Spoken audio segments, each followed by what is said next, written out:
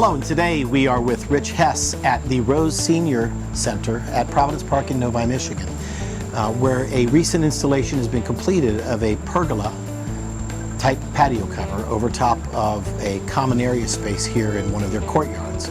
Rich, could you share with us a little bit about what you think the purpose was for putting a pergola up here? Well, we needed a shaded area or a partially shaded area for the residents where they could sit comfortably outside and not be too hot in the summertime.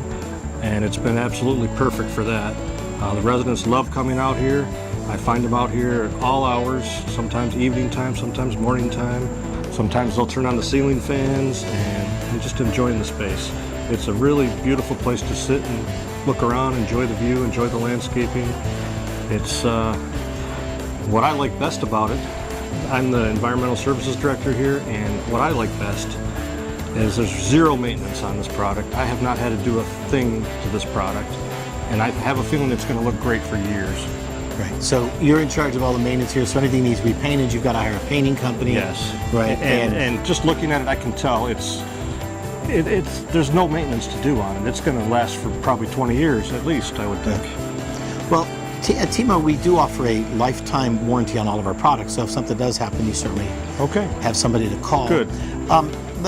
So you said people use this at all. What kind of events do they use this for? Well, we've had a luau out here. We've had happy hour.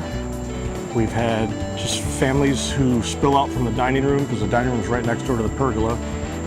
In the summertime, we spill out here and have barbecues sometimes. It's overflow seating for dinner time in nice weather. A variety of things, really. It's just a beautiful area.